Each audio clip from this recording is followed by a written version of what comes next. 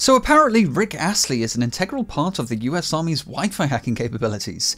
Also in your hacking news roundup, fake OnlyFans tools, target hackers, and how not to hold your company to ransom. But first, the US Special Forces have given us a rare glimpse into their Wi-Fi hacking capabilities, and spoiler alert, it's a little underwhelming. This was a part of Swift Response 2024, an array of NATO military exercises that took place in Europe earlier this year. As for the Wi-Fi hacking drills, the Special Forces were split into two teams. One, tasked with the hacking, got to sit in what looks like a nice air-conditioned van, whilst the other had to parachute in and march 7 miles to the location.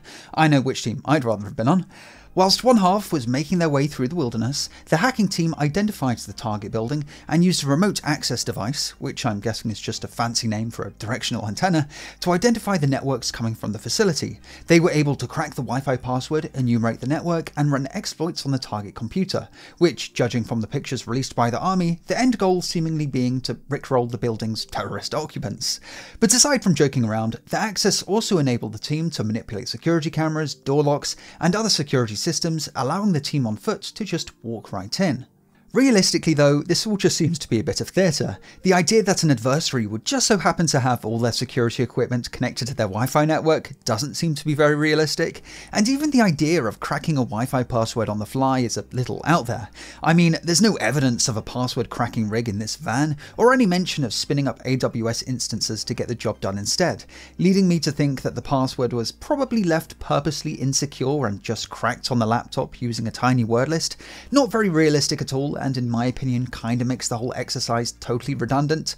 But even more confusing, according to the US Army's own article, just before they exited the building, the Special Forces placed signal jamming equipment to clear any trace of the attack. I'm not sure how that's supposed to work. Maybe if they detonated some kind of futuristic EMP grenade, that would at least destroy the enemy's gear.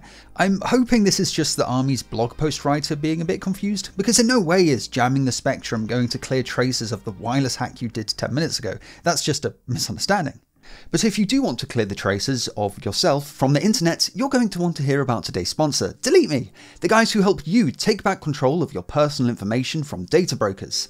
Data brokers are notoriously shady companies who spend their time scraping the web for your personal information, building a profile on you which contains a whole array of sensitive data. Then they sell those profiles to, well, could be anyone. Quite often it's just some rando who's willing to stump up a couple bucks on one of those person search websites. But what really worries me is how data brokers could be used to enable doxing or even SIM swapping. But the good news is, there is a solution. It's called Deleteme, and it works like this. You provide your data to Deleteme, after all they do need to know what they're looking for, then they'll check hundreds of data brokers for your information, and within just 7 days compile a personalized report on what they found.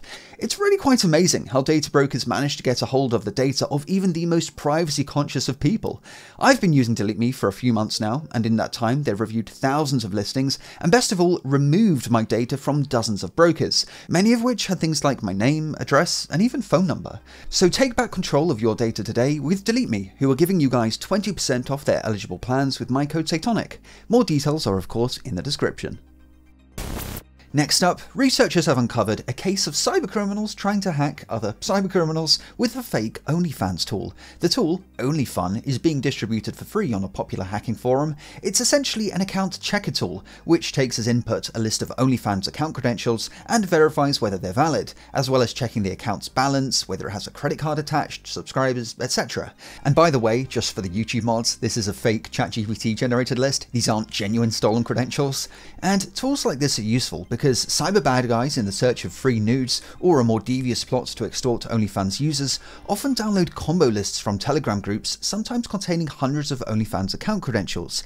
And instead of manually checking each account to see if they're valid, they'll use a tool like this to check them en masse. However, a slight problem with these tools is that they're often made by other cybercriminals, who might include some hidden undocumented features. And in this case, Bilal Kanikom has done just that. After opening OnlyFun, in the background, a payload is downloaded from a hard-coded GitHub repository which contains LumaStealer.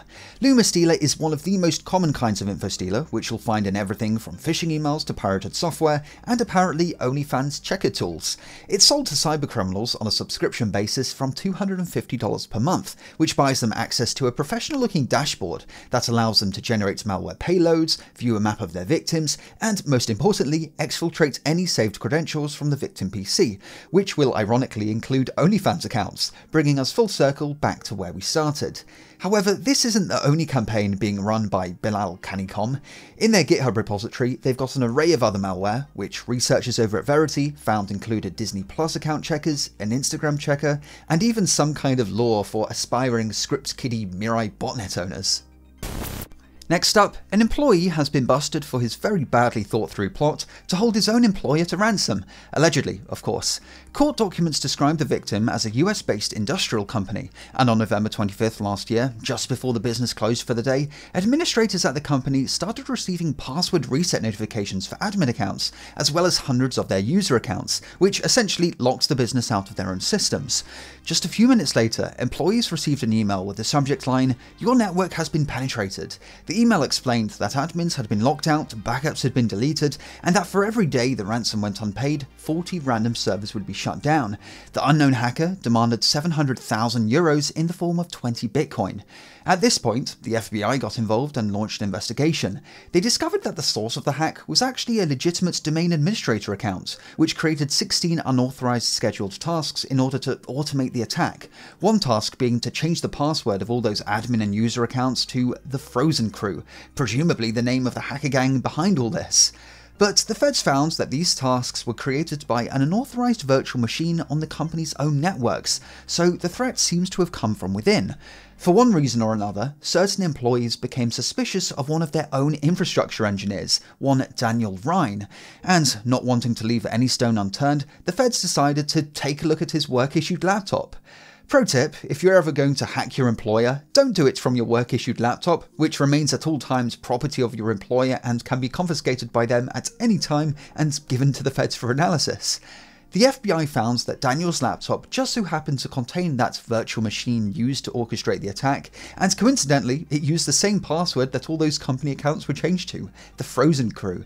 Even the email account used to send the extortion demand also used the same password.